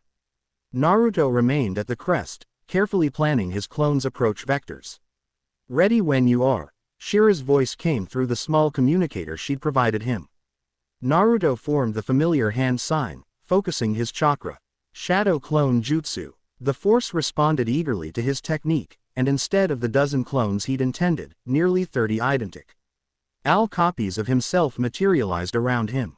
Each grinned with the same determined expression. Slight change of plan, Naruto muttered into the communicator. We're going with overwhelming chaos instead of subtle distraction. Without waiting for a response, he directed his clone army. 10 raced toward the Republic researchers, another 10 toward the Mandalorian position, and the remainder toward the Sith observers. Each group took different approaches, some moving with shinobi stealth, others charging openly, creating an impression of attack from multiple directions simultaneously. The effect was immediate and dramatic. The Republic researchers scrambled for cover, some drawing weapons while others hurriedly packed equipment. The Mandalorians formed a defensive circle, heavy weapons tracking multiple targets. And the Sith ignited crimson lightsabers, their previously concealed presence now unmistakable. Now, Naruto commanded through the communicator.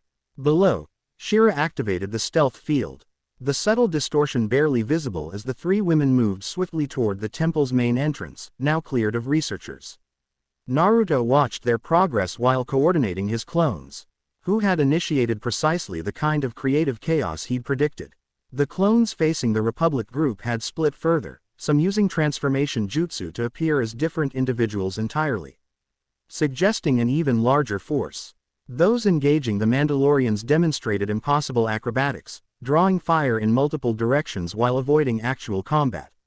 And though, confronting the Sith were proving particularly problematic for the dark side users, as each clone radiated the same unusual force signature as the original, creating confusion about which target to prioritize. We're approaching the entrance, Bastila's voice reported through the communicator. No immediate opposition. The field is holding, Shira added, but fluctuating with proximity to the temple. Some kind of interference. Hurry, Naruto urged, watching as the 3 groups of observers began to realize they were all under simultaneous attack from similar forces. They're starting to communicate with each other. Won't take long for them to figure out they're being played. As if confirming his assessment, a Sith apprentice broke from her group, racing not toward any of the NES but directly toward the temple entrance. She'd spotted the subtle distortion of the stealth field. Incoming, Naruto warned. Sith approaching your position from the west. Without hesitation, he created 3 more clones beside him and used a body flicker technique enhanced by the Force to launch himself down the ridge. He intercepted the Sith apprentice seconds before she would have reached the now visible forms of his companions at the temple entrance. Going somewhere? He asked, landing directly in her path. The apprentice, a pale-skinned human female with intricate dark tattoos overing her face, ignited a dual-bladed lightsaber, its crimson glow illuminating her snarl. Whatever you're planning, it dies with you. People have been telling me that for years, Naruto replied cheerfully. Hasn't stuck yet. She attacked with vicious precision, her dual blades creating a lethal web of light. Naruto dodged each strike with carefully calculated movements, neither drawing a weapon nor counter-attacking, simply preventing her from advancing toward the temple while his companions worked to open its ancient door. You're no Jedi, the Sith hissed, frustration mounting as her attacks met only empty air. What are you? Someone who's fought scarier opponents than you, Naruto replied honestly, sidestepping another thrust and using the Force to subtly disrupt her footwork. The apprentice stumbled, her concentration breaking momentarily. In that instant, Naruto struck, not with a killing blow, but with a precisely targeted Force push that sent her flying backward into her approaching Sith companions, creating a domino effect of tangled limbs and wounded pride. We're in. Ayla's voice came through the communicator. The door recognized Shira's archaeological credentials. On my way, Naruto replied, creating a fresh clone to continue the distraction while he raced toward the temple entrance. The massive doors, carved from the same black stone as the rest of the structure, had parted just enough to admit a person sideways. Naruto slipped through the opening to find his companions in a vast antechamber illuminated by pulsing lines of red energy that traced geometric patterns across walls, floor, and ceiling. The energy buildup is accelerating, Shira reported, checking readings on her gauntlet computer. 30 minutes remaining at most. Until what? Naruto asked, joining them. Unknown, Shira admitted, but the pattern resembles activation sequences of documented in other Rakatan technology, typically preceding major energy discharges or dimensional reconfigurations. Like opening a portal, Ayla suggested grimly. Or sending someone through one, Naruto added, remembering his own displacement. We need to reach the central chamber, Bastila decided. That's likely where the control mechanisms would be located. As they moved deeper into the temple, the architecture became increasingly complex. Corridors branched and rejoined, in patterns that seemed to defy conventional spatial relationships. More than once, they found themselves returning to areas they thought they'd left behind, as if the temple's internal geometry was shifting subtly around them. It's disorienting us deliberately, Ayla observed after their third unsuccessful attempt to navigate a particular junction. The temple itself is defensive. No, Shira corrected, studying her scanner. It's testing us. Each time we make a choice, the energy patterns change in response. It's evaluating our decisions. For what purpose? Bastila wondered. To determine if we're worthy of reaching the center, Naruto suggested, reaching out with his Force senses. I can feel it, scanning us, measuring something about our Force signatures. Shira nodded in agreement. Rakatan technology often incorporated biological and Force-sensitive components. This structure may be semi-sentient. Then perhaps we should stop trying to outsmart it, Ayla proposed, and instead demonstrate our worthiness directly. Without further explanation, she knelt in the center of the current chamber, placing her palms flat on the floor. Closing her eyes, she reached out. Through the Force, not aggressively or analytically, but with calm acknowledgement of the temple's presence. The effect was immediate. The pulsing lines around them changed from red to a softer amber hue, and a new passage opened in what had previously been a solid wall. Well done, Bastila acknowledged, impressed. It didn't want conquest, Ayla explained, rising. It wanted recognition, acknowledgement of its sentience. Fascinating, Shira murmured, recording the interaction on her gauntlet device. The structure possesses a rudimentary consciousness. That would explain why it survived. Functional for millennia without maintenance. The newly revealed passage led them deeper into the temple, the ambient energy growing more intense with each step. The pulsing lights quickened their pace, creating an almost hypnotic rhythm that Naruto found himself unconsciously synchronizing with. "We're getting close," he said, though he couldn't have explained how he knew. "Whatever's at the center is calling to me somehow." "I feel it too," Aayla confirmed. "Like a pressure against my mind." "Stay focused," Bastila cautioned. Rakatan technology often incorporated psychological manipulation elements. "It could be attempting to influence us, or trying to communicate in the only way it can," Shira suggested. Direct neural interfacing was common in Rakatan design. The passage finally opened into a massive circular chamber that defied the external dimensions of the temple. The ceiling soared hundreds of feet overhead, converging in a complex geometric dome. The floor fetu, red concentric rings of the same black stone, each inscribed with symbols that pulsed with energy. And at the center stood a crystalline pedestal, upon which rested a pyramidal object that could only be a holocron, though unlike any Jedi or Sith design Naruto had glimpsed in the archives. "A Rakatan Force artifact," Shira whispered, awe evident in her voice. "Intact and active. Do you understand how unprecedented this is?"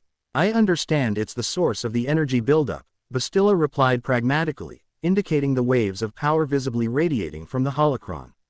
"And likely connect to whatever brought Naruto here and displaced Aayla in time." As they approached the central pedestal, movement at the chamber's periphery caught Naruto's attention. The doors they'd entered through sealed shut with an ominous thud, and simultaneously, 3 other entrances around the chamber opened. From these new doorways emerged the very groups they'd worked to avoid: the Republic researchers, the Sith observers, and the Mandalorians of Clan Vizsla.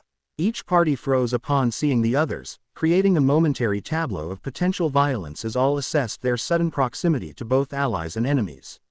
"Well," Naruto muttered, "this just got complicated."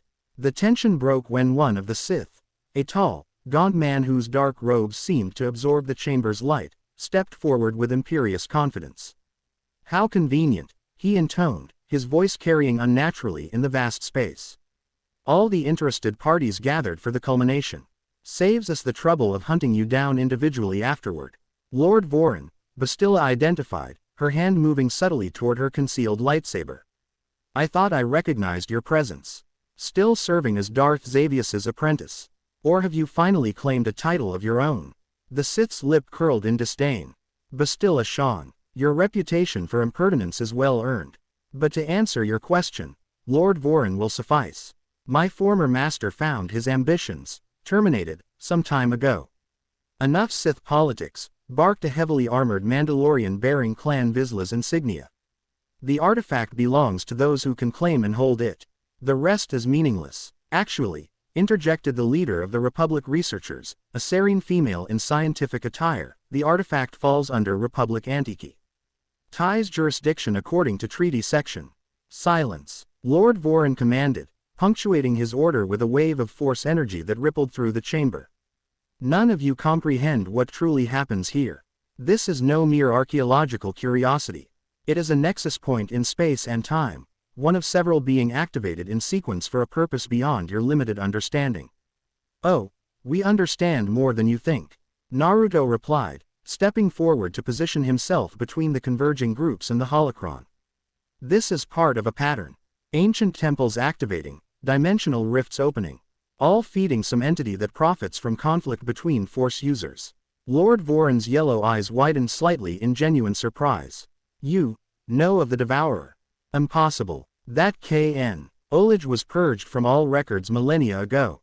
"The Devourer," Shira repeated, the researcher in her immediately cataloging the name. "A being that feeds on Force polarization. That aligns with legends preserved in certain Mandalorian oral traditions, tales of a hunger that consumed stars in the time before the Republic." "Interesting that a Sith would know of such an entity," Aayla observed pointedly. "Almost as if the Sith have been serving its purposes knowingly." "Ignorant Jedi," Lord Vorin sneered. "The Sith Empire has contained knowledge of the Devourer for generations precisely to prevent its return. We understand the value of power too well to allow anything to feed upon ours." "Yet here you are," Bastila countered, "participating in exactly the conflict this entity requires." The standoff might have continued indefinitely, but the holocron on the pedestal suddenly flared with blinding intensity. The pulsing energy throughout the chamber synchronized, creating a harmon. I see resonance that Naruto felt in his very bones. It's reaching critical threshold, Shiro reported urgently, checking her scanner. Whatever it's going to do, it's happening now. As if triggered by her words, the holocron rose from its pedestal, hovering in midair as it began to rotate. With each rotation, it opened slightly, segments of its pyramidal structure separating to reveal a swirling vortex of energy within. "Everyone back," Naruto shouted, instinctively pushing his companions away from the center with a wave of force energy. The warning came just in time. From the holocron arose PTED tendrils of golden red energy that lashed out toward everyone in the chamber. Where they touched, they seemed to extract something, a visible essence pulled from Jedi, Sith, Mandalorian, and researcher alike, drawing it toward the swirling vortex at the holocron's center. "It's feeding," Bastila realized, struggling against the pull. "Drawing on our force energy directly." Naruto felt the tendrils seeking him. But unlike the others, his unique force signature seemed to confuse them. They would approach, then recoil, unable to categorize him as either light or dark, unable to feed on his balanced energy. "It can't process me," he called to the others. "I think I can disrupt the pattern." Without waiting for acknowledgement, Naruto charged toward the hovering holocron, gathering force. Energy in a way that came instinctively, balanced between light and dark, just as he'd once balanced natural energy with his own chakra. "No," Lord Voron shouted, "you don't understand what you're interfering with." Too late. Naruto reached the holocron and thrust his hand directly into the vortex at its center. Immediately, the entire chamber shuddered as if the temple itself had been struck by some cosmic force. The energy tendrils retracted, the holocron's rotation halted, and for a moment, absolute stillness fell. Then, with a sound like reality itself tearing, the vortex expanded outward, enveloping everyone in the chamber in golden red light. Naruto felt his consciousness stretching, extending beyond his physical body to touch the minds of everyone present. Not just their thoughts, but their very essence, who they were, what they believed, what they feared. And beyond them, watching through the vortex, a presence of ancient malevolence and infinite patience. The Devourer. It guarded Naruto with surprise that quickly transformed into calculating interest. The bridge between worlds, a voice that was not a voice resonated directly in Naruto's mind. The prophecy takes form at last. How? Unexpected. Before Naruto could respond, the vision shifted. He saw not just the temple on Ordo, but all the temples simultaneously, on Kashyyyk, Felucia, Dantoin, and worlds he didn't recognize. Each pulsing in the same rhythm, each preparing to open similar portals. A network, he realized. They're connected across space and time. Indeed, the presence confirmed. Gateways between realities. Between eras. All feeding me as they have for eons. All preparing for my full awakening. The vision expanded further, showing Naruto glimpses of other worlds, other times, including his own. He saw Konoha as it had been when he left, his friends searching for him, Kakashi coordinating efforts to understand what had happened. They hadn't given up hope. They never will, the presence commented, reading his emotions. Such loyalty is fascinating. A power I had not considered. As abruptly as it had begun, the vision collapsed. The vortex retracted into the holocron, which sealed itself and settled gently back onto its pedestal. The chamber's energy patterns stabilized, the pulsing lights fading to a steady, soft glow. Naruto found himself on his knees at the chamber's center. The others similarly disoriented around him. But something had changed during their shared vision. The previous hostility between the groups had been replaced by a stunned silence. Each person processing what they'd experienced. "You all saw it," Naruto said, rising unsteadily. "The entity. The network of temples. The threat. The Devourer," Lord Voron confirmed, his arrogance tempered by genuine concern. "Far more powerful than our records suggested. And aware of us in ways I hadn't anticipated. It's manipulating all of us," the serene researcher added. Our scientific detachment giving way to worry. Republic, Jedi, Sith, Mandalorian, all our conflicts are feeding it. And has been for millennia, Shira concluded, consulting her gauntlet computer Wick. H had somehow recorded aspects of the vision. The pattern spans eras, crossing time itself. Which explains my displacement, Aayla noted. It's drawing Force users from different time periods to maximize the conflict it can feed upon. And bringing in wildcards like me, Naruto added, who might either help or hinder its plans. The prophecy it mentioned, Bastila turned to Naruto. It led you, the bridge between worlds, just as the ancient texts described the Force Sage. A role I never asked for, Naruto replied with a wry smile that didn't reach his eyes. Story of my life. The Mandalorian leader, who had remained silent through these revelations, finally spoke. If what we saw is true, then we face an enemy that threatens all our peoples. Even Clan Vizsla recognizes when traditional rivalries must be set aside for survival. A Mandalorian proposing cooperation. Lord Voran mocked, though with less venom than before. Truly this is a day of wonders. Mock if you wish, Sith. The Mandalorian replied stonily, but you saw what I saw. This devourer feeds on our divisions. To fight among ourselves now would only strengthen it. He's right, Naruto affirmed, Liu King around the chamber at the improbable gathering. I've seen this pattern before in my world. Enemies who could only be defeated when traditional adversaries set aside their differences. This entity has survived for millennia precisely because it keeps its potential opponents divided. A temporary alliance, then, the Serene researcher proposed pragmatically.